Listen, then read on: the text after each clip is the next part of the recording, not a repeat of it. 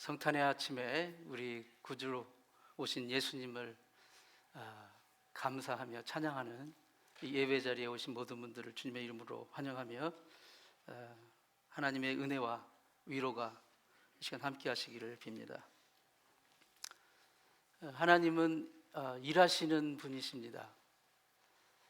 하나님은 세상을 창조하시고 팔짱 끼고 가만히 계시는 분이 아니고 계속해서 일을 하고 계십니다. 지금도 일하고 계시는데요, 그 하나님의 일하시는 방법은 무궁무진합니다. 무엇보다 하나님은 사람을 통하여 일하셔요. 물론 하나님이 전능하신 분이기 때문에 혼자 스스로 모든 것을 다 하실 수 있지만, 그런데 성경을 보면 하나님은 사람을 통해서 일을 하세요. 사람과 동역해서 일을 하시는 것을 보게 됩니다. 성탄절은 말씀이 육신이 되어 오신 성육신의 사건입니다. 이 성육신의 사건은 하나님이 이 세상을 사랑하사 이 세상을 구원하시기 위해서 하나님의 아들을 보내신 정말 큰 하나님의 일이었어요. 그런데 이 성육신이라는 이 큰 일도 하나님이 사람을 통하여 일을 하셨다는 사실입니다. 오늘 본문 누가복음 2장 14절은 큰 무리의 천군과 천사들이 한밤중에 양을 지키고 있던 목자들 앞에 나타나서 그들 앞에서 오늘 우리 찬양팀이 찬양을 한 것처럼 큰 무리가, 하늘의 천사들이, 천군과 천사들이 목자들 앞에서 찬양을 하고 있는 거예요. 찬양을 하는 그런 정말 감격적인 장면이 나옵니다. 그 부분을 우리 다시 한번 같이 읽습니다. 시작. 지극히 높은 곳에서는 하나님께 영광이요, 땅에서는 하나님이 기뻐하신 사람들 중에 평화로다. 아멘. 이게 천사들의 찬양 노래인데요, 이 노래는 하나님이 하신 이 크신 일, 성탄, 하나님이 하신 이 크신 일 성탄의 성격을 영광과 평화 두 단어로 설명을 하고 있습니다. 영광과 평화. 먼저 영광입니다. 지극히 높은 곳에는 하나님께 영광이요. 하나님의 영광은 하나님의 기쁨이고 하나님의 명예고 하나님의 보람이고 하나님의 자랑입니다. 하나님은 사람을 구원하기 위해서 하나님의 아들을 이 세상에 보내시는 이 일을 매우 기뻐하시고 매우 명예롭게 여기신다는 거예요. 그래서 성탄절은 하나님께 영광이 되는 것입니다. 성탄의 예수님은 바로 하나님의 영광 그 자체입니다. 그래서 히브리서 1장 3절은 성탄절에 오신 예수님을 이렇게 표현하고 있어요. 같이 읽습니다. 시작. 이는 하나님의 영광의 광채시요 그 본체의 형상이시라. 예수님을 가리켜 말씀하시는 거예요. 예수님이 오셨는데 그분을 하나님의 영광이라고, 하나님의 영광의 광채라고 지금 소개하고 있습니다. 예수님이 바로 하나님의 영광이신 거예요. 하나님이 하나님의 아들을 이 땅에 보내신 이 성탄을 기뻐하시는 거예요.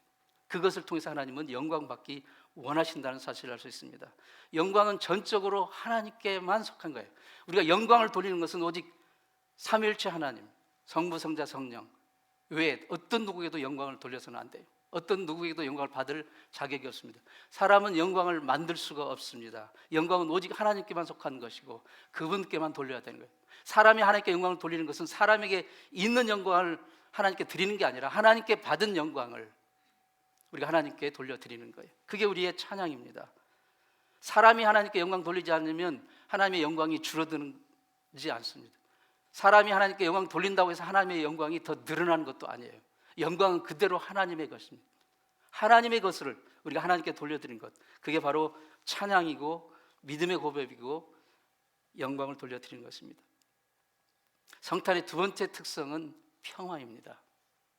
오늘 본문 14절 하반절 말씀입니다. 같이 한번 읽습니다. 시작. 땅에서는 하나님이 기뻐하신 사람들 중에 평화로다. 예수님이 이 땅에 오셨을 때 예수님은 이 땅에 하늘의 평화를 가지고 오셨어요.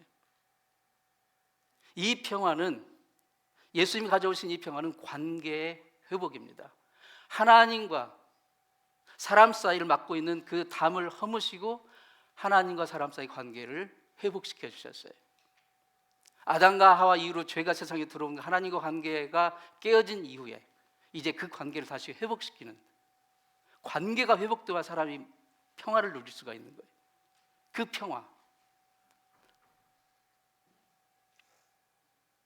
예수님 십자가의 희생으로 인하여 죄와 사망에 짓눌려 영원한 멸망의 자식, 영원한 멸망의 길로 가고 있던 우리를 마귀의 손에서 건져내시고 구원하시고 하나님의 자녀 삼아 주심으로 하나님과의 관계를, 원수였던 우리 관계를 회복시켜 주셨습니다. 하나님의 자녀가 되고 하나님의 친구가 되고 심지어 하나님의 일을 같이 할 수 있는 동역자로 회복을 시켜 주신 것입니다. 또한 예수님은 인간과 인간 사이의 관계도 회복시켜 주셨습니다. 예전에 우리가 예수 밖에 있을 때는 도무지 만날 수도 없었고 만날 이유도 없던 사람들을 하나님의 자녀가 되어서 예수 그리스도 안에서 이제 만나게 될 수 있게 된 거예요. 막힌 담이 허물어졌습니다. 유대인과 이방인, 인종의 차이, 부한 자와 천한 자, 귀한 자와 천한 자, 이런 모든 담을 허무시고 예수 안에서는 다 만나게 되고 하나님의 사랑을 같이 나누는 하나님의 자녀가 된 거예요. 이게 예수님이 우리에게 가져오신 하늘의 평화입니다. 그래서 예수님을 뭐라고 해요? 평화의 평강의 왕, Prince of Peace, 그리고 Peacemaker, 평화를 만드시는 분. 사랑하는 성도 여러분, 이 성탄절에 이 하늘의 평화를 누리고 계십니까? 하나님은 예수님이 이 땅에 가져오신 이 하늘의 평화를 우리 모두가 누리기를 원하세요. 그리고 그 평화, 하늘의 평화 아래서 살아가기를 원하십니다. 그런데 지금 세상을 보세요. 이 세상에 참 평화가 있습니까? 아침에 눈을 뜨고 뉴스를 보면 지금도 계속 전쟁, 살인. 여러분 지금 미국 도처에서 그리고 세계에서 정말 얼마나 많은 사람들이 서로 죽이고 살인하고 폭력, 갈등, 편가르기, 극심한 경쟁, 증오, 포갑, 착취, 음모, 사기, 거짓, 이것들이 도처에 횡행하고 있습니다. 평화와는 정반대의 것들로 가득 찬 이 세상입니다. 그런데 이 세상에서 어떻게 우리는 하늘의 평화를 누리며 살 수 있을까요? 오늘 본문 바로 지금 저 14절 하반절 말씀을 다시 읽어봅니다. 시작. 땅에서는 하나님이 기뻐하신 사람들 중에 평화로다. 이 하늘의 평화를 누리는 사람이 있다는 거예요. 그것은 하나님이 기뻐하시는 사람들. 예수님은 이 하늘의 평화를 이 세상에 가져오셨지만 막상 그 평화를 누릴 수 있는 사람은 하나님이 기뻐하시는 사람들이라는 거예요. 하나님이 기뻐하시는 사람들이 이 하늘의 평화를 누리는데, 영어 성경은 하나님의 은총을 입은 자라고 표현을 하고 있습니다. 하나님의 은총을 입은 자, 즉 하나님이 기뻐하시는 사람은 하나님의 은총을 입은 자라 할 수 있습니다.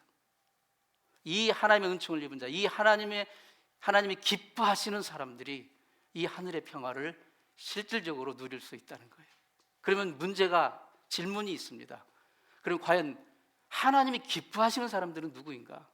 하나님이 기뻐하시는 사람들이 평화를 누린다고 했는데 하나님이 기뻐하시는 사람들이 누구인가? 하나님 무엇을 기뻐하시는가? 오늘 이 부분을 묵상하면서 우리의 성탄절을 맞이하기 원합니다. 하나님은 하나님의 부르심에 순종으로 응답하고 헌신하는 사람을 기뻐하십니다. 성경은 아까 말씀드린 대로 하나님이 하나님의 일을 하실 때 전능하시기 때문에 혼자 다 하실 수 있지만 하나님은 반드시 사람을 통해서 일을 하세요. 이 하나님의 아들을 이 세상에 보내시는 이 성탄의 사건에도 하나님은 사람을 사용하셨어요. 사람을 통해서 그 일을 하셨어요. 그런데 그 일을 하시려고 부르실 때 순종으로 응답하고 헌신하는 사람, 그런 사람을 통해서 하나님의 일을 하시고 영광 받으시고 그들이 하늘의 평화를 누릴 수 있는 사람이 되는 거예요. 성경은 그런 이야기들로 가득합니다. 하나님이 부르셨을 때, 하나님이 쓰시기 위해서, 하나님의 일을 위해 쓰시기 위해서 부르셨을 때 순종으로 응답하고 헌신했던 사람, 아브라함, 모세, 다윗, 요셉, 엘리야, 사도 바울.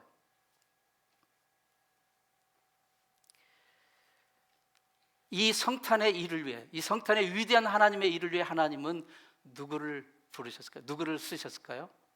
누가복음 1장 38절 말씀 보겠습니다. 시작. 마리아가 이르되 주의 여종이오니 말씀대로 내게 이루어지이다 하매 천사가 떠나가니라. 아멘. 하나님은 말씀 한마디로 하나님의 아들을 너 세상에 가 짱 하고 하나님 예수님이 나타날 수 있지만 하나님은 사람을 통해서 이 일을 하셨어요. 마리아를 찾아가셨어요. 마리아를 부르신 거예요. 이 성탄의 이 위대한 인류 역사상 가장 위대한 이 일을 하시기 위해서 하나님은 사람을 쓰시는데 마리아를 찾아가셨어요. 성탄의 이 사건에, 성육신의 이 사건에 가장 인생의 모든 걸 다 바쳐 헌신한 사람이 있다면 마리아입니다. 마리아는 당시에 요셉과 정혼한 상태로서 남자를 전혀 알지 못하는 동정녀, 처녀였어요. 이 처녀 마리아에게 천사가 나타나서 내가 잉태하여 아들을 낳을 것인데 임마누엘이라, 예수라 할 것이다. 그 말을 듣는 순간 마리아는 아마 기절초풍을 했을 겁니다. 정혼은 했어도 아직 남자를 알지 못하는 처녀인 자기에게 잉태라니. 처녀가 임신한다는 것이 말도 되지 않는 것은 둘째치고라도 그 일이 실제 자기에게 일어나면 어떤 일이 될지, 어떤 일이 일어날지 너무나도 잘 알고 있는 거예요. 정혼한 요셉에게 파혼당하는 것뿐만 아니라 그의 인생은 완전히 박살이 나는 거고 심지어 정말 비참한 죽음을 맞이하게 될 것이라는 것을 너무나도 잘 알고 있어요. 왜냐하면 신명기에 보면 처녀가 임신하면 돌에 맞아 죽는 율법의 계명이 있잖아요. 그러나 긴 얘기를 줄여서 마리아는 이 하나님의 정말 이해할 수 없는 이 부르심에 뭐라고 말하냐면 주님의 말씀대로 이루어지이다. 순종으로 응답하였습니다. 마리아는 어떻게 이렇게 이 놀라운 하나님의 정말 어려운 부르심에 순종으로 응답할 수 있었을까요? 그 이유는 마리아가 자신을 주의 종이라고 인식하는 믿음 때문이었습니다.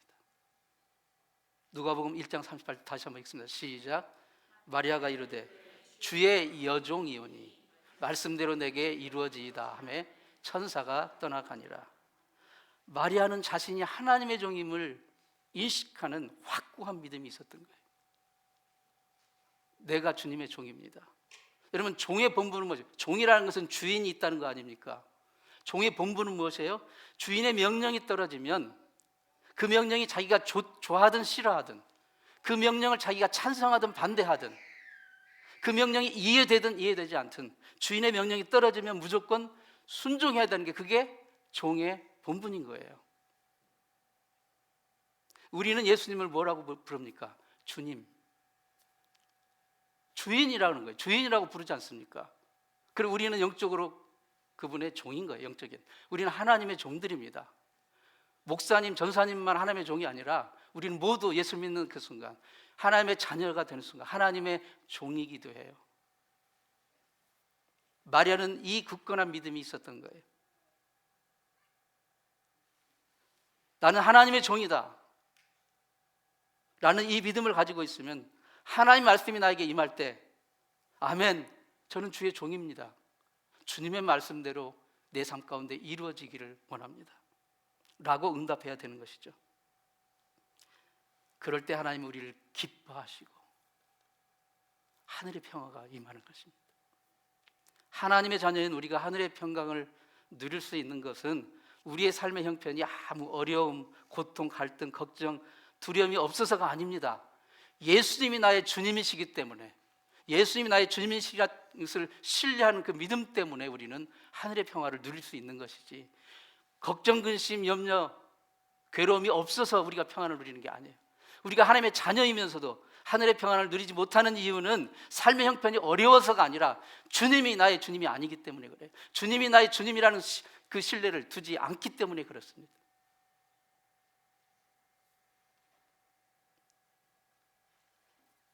하나님이 누구를 기뻐하실까? 하나님이 기뻐하시는 사람은 누구일까요? 하나님은 하나님의 사랑을 나누기를 원하는 사람을 기뻐하십니다.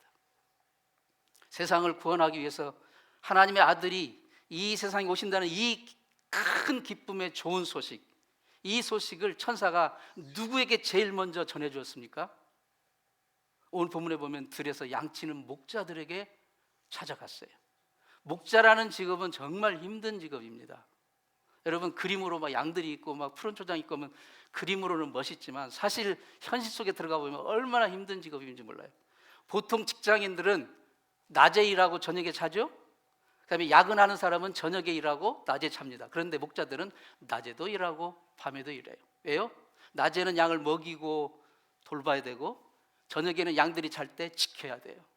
그러니까 오늘 한밤중에 양치는 목자들에게 천사가 간 거예요. 지금 목자들은 야근을 하고 있어요. 그날 하루만 하는 게 아니라 항상 야근을 하고 있어요. 낮에도 일하고 밤에도 일하는 정말 힘든 직업이 목자들이에요. 그래서 성경시대 목자들은 가장 비천하고 가난하고 소외된 사람들이었어요. 천사가 세상에 구주로 오셨다는 이 큰 기쁨의 좋은 소식을 들고 그 누구도 아닌 가장 소외되고 비천하고 힘든 삶을 살아가고 있는, 슬픔을 가지고 있는 그 목자들에게 가장 먼저 찾아왔다는 것은 정말 의미가 큰 것입니다. 아무도 알아주지 않는 목자들, 소외되고 힘들고 지친 삶을 살아가고 있는 그 목자들, 한밤중에 양을 치느라 정말 피곤한 그 목자들, 그런 사람에게 지금 천군과 천사가 내려와서 직접 그들에게 나타나서 찬양대를 형성하고 그들 앞에서 찬양을 하고 있어요.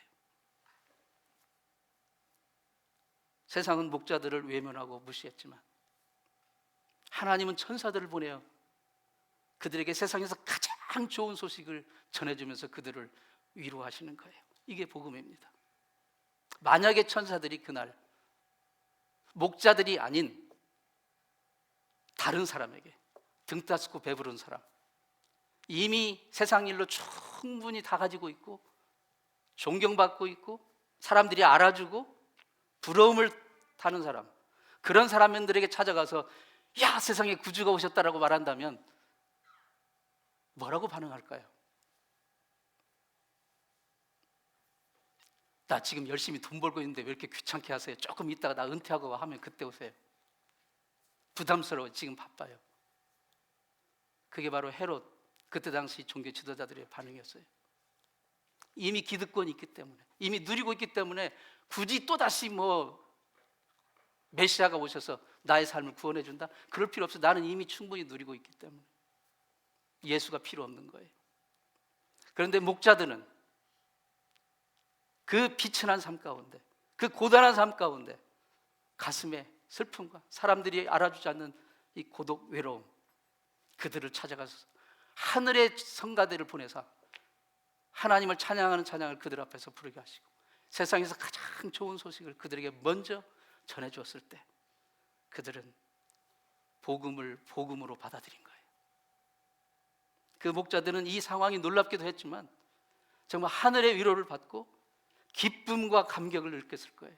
야, 세상은 우리를 외면하지만 하나님은 우리를 찾아오시는구나.